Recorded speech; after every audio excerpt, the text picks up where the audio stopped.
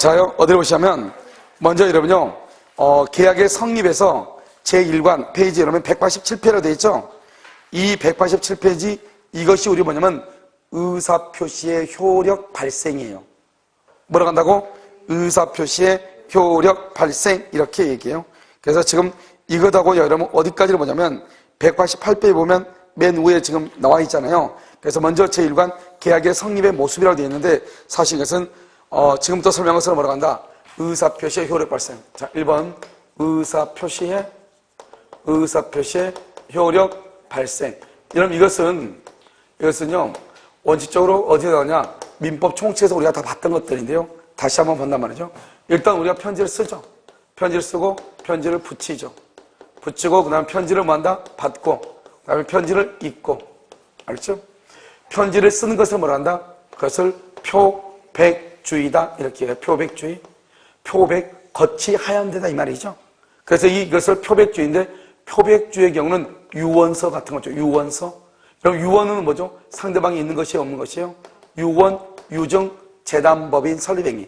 상대방이 있다 없다? 없죠. 이것을 상대방이 없다. 편지를 붙이죠. 붙이는 것을 뭐란다? 발송한다. 발신주의라고 하고요. 편지를 받는 것을 도달한다. 도달주의라고 얘기하죠. 이 도달주의를 뭐라고 한다? 원칙이라고 얘기하고요. 여기서 발신주의를 뭐라 한다? 예외라고 얘기를 하는 것이죠. 그래서 여기서 도달이 원칙이고 발신이 예외죠. 그래서 이것은 뭐냐? 이것은 상대방이 있는 것이다, 없는 것이다. 상대방이 있는 것이다 이 말이죠. 그래서 상대방이 있을 때는 원칙적으로 도달주의예요. 그 다음에 있는 것을 우리는 요지주의다 이렇게 해요. 요지주의. 요지는 내용을 알았다 이 말이죠. 그럼 여기에서 도달이라고 하는 말이 무슨 말이에요? 도달? 도달은 상대방의 지배권의 범위 내 이렇게요. 지배권의 범위 내에 들어가고 여기서 요지할 수 있는 상태가 돼야 돼요. 요지할 수 있는. 자, 여기서부터는 이제 분석을 하면 지배권의 범위 내라고 하는 것은 뭐냐? 우리의 우편함에 편지가 꽂혀 있거나 그다음에 우리의 가족한테 편지가 배달이 되거나 그러면 다 도달로 본다 이 말이죠. 그 다음에 요지할 수 있는이죠. 요지할 수 있다는 것은 요지라는 것은 내용을 알았다는 건데 알았다가 아니고 알 수 있는 이 말이잖아요. 그러니까 이 말의 뜻은 뭐냐? 내용을 알 필요가 있다 없다? 내용을 알 필요가 없다. 이게 중요해. 이것은 현실적으로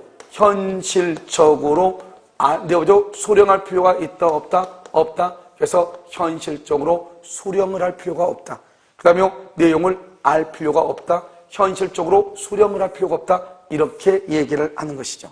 이것을 지배권의 범위 내 요지할 수 있는 이렇게 얘기하는 것이에요. 그러면 여기서 이제 우리가 어느 것이 그러면 도달이고 도달이 아니냐 이걸 알아야 되겠죠. 먼저 가장 기본적인 것만 얘기해. 먼저 도달이 아닌 것은 통상의 우편이에요. 그러면 통상의 우편의 경우는 편지가 반송되지 않으면 도달로 안 보는 거예요. 그런데 도달로 보는 것이 있어. 그게 바로 뭐냐? 내용 증명 우편이요. 내용 증명 우편하고 등기 우편이요. 이것은 반송이 되지 않으면 도달로 보는 것이에요. 그런데 아무리 등기 우편이라고 할지라도 실제 그곳에 거주를 하지 않아. 거주하지 않고 주민등록 전입 신고만 되어 있어. 그럴 때는 도달로 본다 안 본다? 안 본다 이 말이죠. 우리 민법에서의 저 주소지하고 주민등록법상의 주소지가 다르단 말이죠. 주민등록법상의 주소지라고 하는 것은 뭐냐? 주민등록법상의 주소지라는 것은 그것은 전입 신고가 된 것을 얘기하죠. 우리 민법상의 주소지는 뭐냐? 생활의 근거가 되는 곳을 얘기하죠. 지금 여러분 오늘 목요일인데요. 여러분 아침 10시부터 지금 벌써 3시, 2시 반이 넘어갔잖아요. 계속 지금 학원에 계시죠? 그래서 여러분요, 학원에 계속 계시니까 이 학원이 여러분의 생활의 근거가 될 수 있죠. 여러분의 집에 가서 잠을 자니까 생활의 근거가 될 수 있죠. 또 아까 우리 오전 끝나고요. 지금 카페 보러 가신 분 있죠? 그분은 또 어디요? 여기서 또 그 직장 가서 또 일을 또 봐야 되겠죠? 또 그러면 그것도 생활의 근거가 되죠. 그러니까 모두에서 주소지가 몇 군데다 최소한 3군데죠. 3군데. 이것을 우리 뭐라냐? 우리 민법에는 뭐라고 되어 있냐? 주소는 2곳 이상 둘 수 있다. 이렇게. 2곳 이상. 그리고 우리 민법상의 주소는 복수주의라고 그래요. 주소는 여러 곳에 주소를 둘 수가 있어요. 그런데 주민등록법상의 주소지는 전입신고지를 얘기하는 것이에요. 그러니까 이 사람이 전입신고는 그곳에 있는데 실제로 그곳에서 거주하지 않아요. 그 말은 무슨 말이죠? 생활의 근거이다 아니다? 아니다. 주소지다 아니다? 아니다. 민법상의 주소지가 아닌 곳으로 편지를 보내가서 편지가 반송되지 않았다 할지라도 도달로 본다 안 본다? 안 본다 이런 말이죠. 알겠죠? 그건 도달로 보자는 거예요. 저 같은 경우도 이제 한번 제가 이제 용인에 있을 때요. 차를 밤에 저는 제가 운전면허가 정지된지를 몰랐어요. 그래서 운전면허 보면 스티커가 끊기잖아요. 참 우리가 그냥 이렇게 가속 카메라 걸린 거다고 그것을 안 내면 괜찮아요. 벌점만 괜찮은데 경찰한테 걸린 거 있죠. 이것은 벌점이 돼요. 근데 경찰한테 걸려가지고 이게 돈을 다 낸 줄 알았더니 과태료 있잖아요. 안 내가지고 이게 4만 원인가 얼마가 되면 40일인가 운전면허가 정지가 돼요. 나중에요. 그 운전면허가 정지가 된 걸 모르고 차를 계속 끌고 다닌 거예요. 그런데 하필이면 운전면허가 그때 내가 한 일주일도 안 남았어요. 정지가. 지금 40일 정지가 시작되고 있었는데 내가 그걸 모른 거예요. 모르고 계속 이 사람들이 나한테 운전면허가 정지라고 우리 집에 편지를 보낸 거예요. 그런데 우리가 이제 그때 마치 용인에서 가든하고 있다가 이래서 단사한테 임대를 주고 서울로 다시 이사를 나왔거든요. 그래 내가 이사를 나오고 나서 편지가 이쪽으로 가니까 이 사람 누군지 모르겠다 이랬을 거 아니에요. 이 주인이. 그래가지고 이게 다시 어디 가냐? 용인 그 우체국에 그냥 있는 거야 이게. 있는데 나는 그걸 못 받았으니까 난 계속 운전하고 다녔죠. 그러다가 뭐냐면 불신 검문에 걸렸어요. 불신 검문에. 걸려가지고 운전면허 달래요. 운전면허 지금 준했더니 나한테 갑자기 뭐라고 자기끼리 함께 얘기하더니 내리래요. 그래서 그냥 나를 그냥 바로 페트로카에 딱 태워가지고 가더라고요. 그래가지고 이제 가가지고 이제 경찰서 갔죠. 갔더니 왜 여기 데리고 오냐고 그랬더니 운전면허 정지인지 몰랐다고. 그거 말이 안 된다고. 그래서 경찰 가서 조서를 꾸미는데 진짜 몰랐냐? 내가 알면 내가 왜 찾고 다니냐? 나 진짜 몰랐다. 그래서 내가 이렇게 이사가 왔는데 언제 그런 편지를 보냐 그러니까 그때 편지를 보낸 그걸 딱 보니까요. 내가 이사가 나고 난 다음에 며칠 있다가 편지를 보냈더라고. 그러면 이 편지가요. 내가 받았어야 되잖아요. 이제. 자기네들이 그러는 거예요. 이사 언제 갔냐? 언제 갔다. 이사가 다음에 우리가 편지 보냈네요. 그러면 자기가 내일 다시 한번 확인해 보겠대. 우체국에 보면 그런 편지가 그러면 있을 것이래. 그런데 그 다음날 경찰이 전화가 왔어요. 우체국에 지금 용인 우체국에 편지가 지금 보관 중이네요. 배달이 안 돼가지고 이러는 거예요. 그래서 그러면 나한테 이제 그렇게 하고 나니까 벌써 하루도 지났잖아요. 그러니까 이제 5일밖에 안 남은 거예요. 운전면허 정지 기간이. 그래서 나한테 5일 동안 운전 안 하면 안 되겠냐고. 5일 동안. 그래서 알았다고. 그래서 5일 동안 운전 안 하고 있으니까 그것이 이제 기간이 지났죠. 그래가지고 이제 5일 지나가지고 그 다음 주부터 다시 운전을 했죠. 이게 바로 뭐냐면 우리가 실제로 거기에는 주민등록 전입신고가 되어 있지. 뭐랬냐? 우리가 이제 이사 나왔잖아요. 이사를 나왔으니까 실제로 거기가 주소지가 아닌 것이죠. 그러니까 편지가 배달이 안 된 것이죠. 그러니까 내가 편지를 못 받았죠. 그럼 못 받은 상태이니까 정지라고 하는 것이 의미가 없는 것이에요. 왜냐면 우리는 행정법서 다 도달주의가 원칙이거든요. 그런데 나한테 지금 배달 됐어 안 됐어? 안 됐잖아요. 그러니까 도달이 안 된 것이죠. 여러분 무슨 말인지 알겠죠? 그래서 이제 이것을 이제 얘기해요. 그래서 먼저 여러분요 어디로 보냐? 책을 먼저 정리하도록 그렇게 하겠습니다. 여러분 책을 보면 의사표시라고 이름 지금 되어 있어요. 자, 의사표시 되어 있죠? 편지를 쓰고 붙이고 받고 읽죠. 그래서 쓰고 표백주의죠. 표백주의 그것을 유언 같은 거죠. 붙이는 것을 발신주의 이해배고요. 받는 것을 도달주의 원칙이고 상대방이 있는 거죠. 읽는 것을 요지주의죠. 그것은 첫 번째 1번 상대방의 지배권의 범위 내에 들어가죠. 요지할 수 있어야 돼. 봐봐. 그러면 요지할 수 있다는 것은 내용을 알았다는 거예요? 아직은 몰랐다는 거예요? 아직은 몰랐죠? 그것을 뭐라냐? 내용을 알 필요가 없는 거예요. 내용을 알아버리면 도달주의가 아니고 무슨 주의가 돼? 요지주의가 돼버려. 그 다음에 지배권의 범위 안에 들어가기만 하면 돼. 그러니까 현실적으로 뭐 할 필요 없어? 수령할 필요가 없어. 현실적으로 수령을 하는 것이 아니고 우리 가족이 그것을 받아도 되는 것이에요. 됐죠? 그 밑에 이제 보세요. 도달이라는 것은 뭐냐? 내용 증명하고 등기우편이죠. 원칙적으로 반송이 되지 않으면 뭐만 걸로 본다? 도달.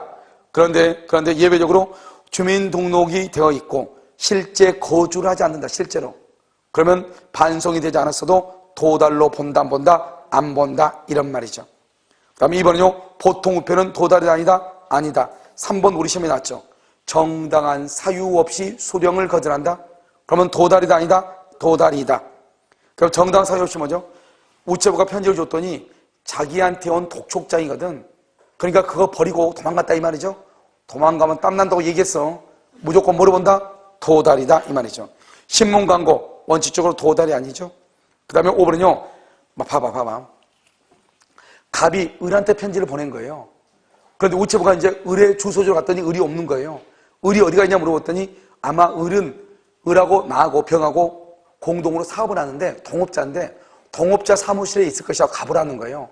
그러니까 이제 동업자 사무실에 갔죠. 갔더니 이렇게 직원들이 이렇게 많은 거예요.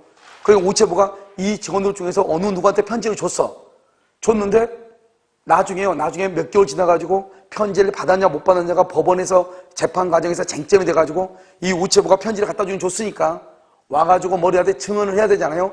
그런데 그때 당시에 이 직원들이요 누구한테 줬는지 기억이 안 나는 거예요. 그러니까 동업자의 사무소에서 신원이 분명하지 않는 사람한테 배달했다. 이런 경우는 도달로 본다 안 본다 이런 말이에요. 알죠? 도달로 보지 않는다. 그 다음에 6번은 뭐냐 이런 것이요. 봐봐요. 여기 지금 2층에 임차인 살아요. 임차인이 2층이에요. 임대인 집주인이 1층에 살아요. 그래서 보증금으로 1억을 줬는데 기간이 끝났는데 보증금을 안 주는 거예요. 그러니까 어떻게 하냐 이 을이요 자기가 갑한테 받을 수 있는 보증금 1억 원을 병에게 채권을 양도했다고 갑한테 통지를 했어. 깍두기한테 줬다 이 말이죠 지금. 알겠죠? 그것을 통지를 했단 말이지 갑한테. 그러니까 이제 편지를 보냈으니까 편지가 이제 우체부가 가져가가지고 갑한테 이제 이렇게 주겠죠? 근데 갑은 회사에 가고 갑의 가사도우미가 집에 있는 거예요. 그래서 우체부가 가가지고 그 편지를 가사도우미한테 줘. 2층에서 쭉 보니까. 그리고 우체부가 가고 난 다음에 이 사람이 잽싸게 1층으로 내려가가지고 가사도우미한테 뭐라고 하냐. 혹시 당신 주인한테 돈 편지 받았냐? 받았대. 그 편지 내가 보낸 것이다. 이름만 봐봐라. 내가 누구다. 이러니까 그 사람이 맞네요. 이렇게 얘기해. 그냥 그 편지 달라고. 그래가지고 내가 보낸 거니까 달라. 그러니까 가사도우미는 아무것도 모르고 편지를 을한테 줬단 말이죠. 그러니까 을이 다시 편지를 빼앗아 가버렸어. 무슨 말이야 봐봐. 도달이라는 것은 지배권의 범위 안에 들어가야죠. 그러니까 그 갑이라는 사람의 가사도우미가 편지를 받아도 지배권의 범위 내죠. 두 번째, 요지할 수 있는 상태, 그 편지를 읽을 수 있는 상태가 돼야 돼. 편지를 읽을 수 있는 상태. 그런데 편지를 읽을래야 읽을 수가 없죠. 왜요? 을이 가지고 가버렸으니까. 요지할 수 있다 없다? 없죠. 그것을 도달이라고 한다 안 한다? 안 한다. 그래서 도달이 아니다 이런 말이죠. 됐죠? 자, 그 다음에요. 그 다음 페이지를 한번 봐봐요. 여러분, 그 다음 페이지 보면 뭐가 나오냐면, 우리 이제 여기서 격지자라고 하는 것이 있고요. 그 다음에 여기 대화자라고 하는 것이 있어요. 여러분, 격지자는 뭐죠? 격지자는 청약을 했죠? 청약하고 뭐가 있어? 성낙이 있고, 대화자도 청약이라는 것이 있고, 뭐가 있다? 성낙이 이렇게 있죠. 여러분, 청약은 뭐예요? 청약은 무슨 죄예요? 도달주의죠. 청약은 도달주의고요. 성낙은 발신주의고요. 이 두 가지는 도달주의예요. 여러분하고 나하고는 누구죠? 대화자죠. 여러분 내 말 들려요? 들리죠? 여러분하고 나하고는 대화자죠. 여러분 미국에 있는 사람하고 나하고는 뭐예요? 떨어져 있죠? 그걸 격지자죠. 그런데 지금 전화한다 전화. 그러면 무슨 죄예요? 대화자죠. 대화자. 그러니까 무슨 죄다? 도달주의죠. 미국에 있는 사람한테 편지를 보내. 그럼 뭐예요? 격지자가 되는 거죠. 미국에 있는 사람하고 전화를 한다? 대화자가 되는 것이죠. 같은 학원 건물 안에 있죠? 여기 실장님하고 나하고는요, 지금 대화 소통이 돼야 안 되죠? 격지자가 되는 거죠. 여러분하고 나하고는요, 지금 내가 말하는 거에 들려 안 들려? 들리죠? 여러분하고 나하고는 대화자가 되는 거예요. 그러니까 격지자냐, 대화자냐 하는 것은 거리상의 개념이 아니고 시간상의 개념이다. 이런 말이죠. 그래서 여러분요, 격지자, 대화자. 여러분, 우리는 원칙적으로 편지가 도달주의다 아니면 발신주의다? 도달주의라고 했죠. 도달주의. 그럼 봐봐, 도달주의니까 원칙적으로 도달이잖아요. 도달. 그런데 여기 발신이 하나 있죠. 발신. 여기서 이게 중요하죠. 격지자 간의 승낙이죠. 청약에 대한 승낙. 대화자 간의 청약에 대한 승낙은 도달주의죠. 격지자 간의 청약에 대한 승낙이 무슨 주의다? 발신주의다. 그래서 원칙적으로는 도달주의가 원칙인데 시험에 뭐라 나오냐?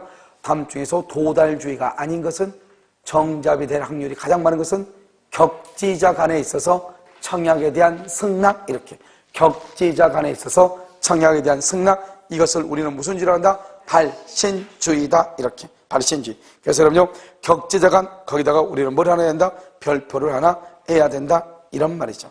그럼 지금 무슨 말인지 알겠죠? 그것을 얘기하고요. 그럼 그 밑에는 이제 한번 봐봐. 그 그 밑에 보면 뭐냐면 이런 것이죠. 이건 이제 뭘 얘기하냐? 여기서 이렇게 갑이 있죠. 갑이라는 사람하고 이렇게 을하고 있는데요. 갑이 을한테 자기 집을 1억 원에 사라고 청약을 하죠. 그러면 청약은요, 2월 1일 편지를 발송을 하죠. 발송을 하면 편지가요, 여기요, 2월 5일 을한테 도달을 하죠. 여기서 문제예요. 지금 여러분요, 갑이 을한테 1억 원에 사라고 청약을 발송을 했죠. 2월 1일 편지를 발송한 것을 청약이라고 한다, 안 한다. 이게 중요해. 청약이다, 아니다. 청약은 봐봐. 무슨 주의다, 청약은? 청약은 무슨 주의? 도달주의죠. 2월 1일에 사라고 편지를 붙였죠? 이건 청약이 아닌 것이에요. 언제가 청약이다? 도달했을 때가 청약인 거예요. 청약이 도달하죠? 도달하면 뭐를 못한다? 더 이상 철회하지 못해. 도달하면, 그러니까 청약을 철회하고 싶으면 언제 철회해야 된다? 언제 철회해? 도달하기 전에. 도달하기 전에 뭘 한다? 철회해야지. 도달하고 난 다음에는 철회하면 된다, 안 된다? 안 된다, 이 말이죠. 자, 그러면 편지가 도달하죠? 도달하고 난 다음에 갑이 을한테 뭐라고 하냐? 2월 15일까지 승낙을 해달라. 언제까지? 2월 15일까지 승낙을 해달라. 2월 15일까지. 그런데 여러분요, 여기 그러면 언제까지 철회를 못하냐? 2월 15일까지는 철회를 못하는 거예요. 그래서 이것을 뭐란다? 청약의 구속력이라고 얘기해. 청약의 비철회성이라고 얘기하는 거예요. 청약의 구속력, 청약의 비철회성, 이렇게. 그래서 2월 15일이 지나죠? 청약은 자동으로 소멸하는 거예요. 그래서 청약은 자동적으로 소멸하니까 2월 15일 이후에 승낙을 해도 승낙이다, 아니다, 아니다, 이런 말이죠. 여기서 이제 문제가 되는 것은 뭐냐면 이 갑을 여기서 뭐라고 하냐? 의사 표시자라고 얘기를 해. 이 을을 뭐라고 한다? 상대방이라고 얘기한단 말이죠. 그러면 갑이 을한테 1억 원에 사라고 청약을 보냈어. 보내고 난 다음에 2월 3일 날 이 사람이 사망을 했어. 사망. 2월 3일 날 사망을 해. 그래도 의사표시의 효력에는 아무런 영향이 있다, 없다? 없다. 아무런 영향이 없다고 몇 번 얘기했죠? 왜 그러냐? 청약은 도달했을 때 청약이라고 얘기하지 도달을 하기 전에는 아무것도 아니거든. 그런데 갑이 편지를 보내고 편지가 도달하기 전에 이 갑이라고 하는 사람이 사망했다 할지라도 편지는 계속 우체부에 의해서 편지는 계속 배달이 된다, 안 된다? 되죠. 그래서 사망하고 난 다음에 2월 5일 날 을한테 편지가 배달이 됐어. 그러면 누가 책임을 지면 되냐? 갑의 상속인이 책임을 지면 돼. 갑은 사망했으니까. 따라서 갑이 편지를 보내고 나서 발송하고 나서 도달하기 전에 사망했거나 제한 능력자가 됐다 하더라도 그 편지가 을에게 도달하면 의사표시에서 효력을 발생하죠. 효력을 발생한다는 말은 유효가 된다, 이 말이죠. 그러니까 청약을 발송하고 도달하기 전에 갑이 사망했다 할지라도 의사표시의 효력에 아무런 영향이 없다. 청약은 도달하면 효력을 발생한다. 유효이다, 무효이다? 유효이다. 이것을 우리는 111조라고 얘기하는 것이고, 그러면 편지가 을에게 도달할 때 도달할 때 을이 제한 능력자다. 제한 능력자라고 하는 것은 뭐다? 을이 17살 미성년자다, 이런 말이죠. 이렇게 제한 능력자가 되면 첫 번째, 갑은 을에게 의사표시의 효력을 뭐 할 수 없다? 효력을 뭐 할 수 없어? 효력을 주장하지 못한다. 갑은 을에게 의사표시로서 뭐 하지 못한다? 대항하지 못한다. 갑은 을에게 의사표시가 도달했다고 주장할 수 있다, 없다? 없다, 이런 말이죠. 그런데요, 을이 스스로 갑에게 이러한 것을 뭐 할 수 있다? 주장할 수 있다. 만약에 을의 법정 대리인이 도달 사실을 안 경우 안 때부터 도달을 주장할 수 있다. 안 경우는 안 때부터 도달한 때가 아니고 안 때부터. 무슨 말이냐? 상대방 이 을이라는 사람이 17살 제한 능력자예요. 그런데 편지가 을한테 2월 5일 날 도달했어요. 그래도 갑은 을한테 편지가 을에게 도달했다고 주장을 못한다, 이 말이죠. 그런데 을의 아버지가 2월 10일 날 그걸 알았어요. 2월 10일 날. 그러면 언제 편지가 도달한 것으로 본다? 2월 10일. 안 때 도달한 것으로 본다. 이런 말이죠. 안 때. 알죠? 이것을 이제 얘기하는 것이고, 마지막으로 뭐가 있냐? 공시송달이라고 하는 것이 있어. 이런 공시송달이라는 것은 급박할 때 사용하는 거죠. 만약에 갑일한테 돈 받을 게 1억이 있는데요. 그것이 10년이 지나면 소멸시효가 완성이 돼서 돈을 받을 수 있어요? 없어요? 없죠. 10년이 지나면 못 받는 거예요. 그런데요, 갑이 그러면 을한테 만나가지고 소멸시효를 중단을 시켜야지. 소멸시효를 중단하면 다시 몇 년 안에 받을 수 있죠? 다시 10년이잖아요. 그러면 소멸시효를 중단시키려면 을을 상대로 소송을 제기하든지 압류나 가압류를 하든지 을의 승낙을 받든지 해야 될 거 아니에요? 근데 을이 어디 있는지 모르는 거예요. 그러면 그렇게 할 수 있어 없어? 없잖아요. 그런 경우는 어떻게 하는 것이다? 어떻게 할 수 없죠? 그런 경우는요, 갑이 을이란 사람한테, 을이갑한테 어떻게 하는 것이냐? 이렇게. 공성달은 과실 없이. 여러분, 과실 없이란 말은 잘못 없이 이 말이죠. 아무런 잘못 없이 상대방의 주소지라든가 상대방의 거주지를 알지 못한다 이 말이죠. 아무런 잘못 없이 그랬을 때 공시송달을 해. 그래서 공시송달을 해가지고 법원 게시판에다가 게시를 해. 그러면 몇 주간이 지나면 2주간이 지나면 몇 주간? 2주간이 지나면 뭐가 된다? 편지가 도달한 것으로 취급을 해버려. 그것을 뭐라 한다? 공시송달. 그래서 봐봐. 공시송달에서 가장 중요한 키워드가 뭐예요? 과실 없이다 이런 말이죠. 이것을 113조다 이렇게 얘기를 해요. 자, 여기 봐봐요. 여기요. 갑일한테 편지를 보냈죠. 발송하고 도달하기 전에 사망했다 할지라도 의사표시의 효력에 아무런 영향이 없다. 도달하면 누가 책임진다? 상속인이 책임진다. 그런데 도달할 때 상대방이 제한 능력자다. 그러면 갑은 을한테 편지가 도달했다고 주장할 수 없다. 하지만 을은 갑한테 주장할 수 있다. 을의 법정 대리인이 그 사실을 안다. 그러면 안 때부터 도달을 할 수 있다. 주장할 수 있다.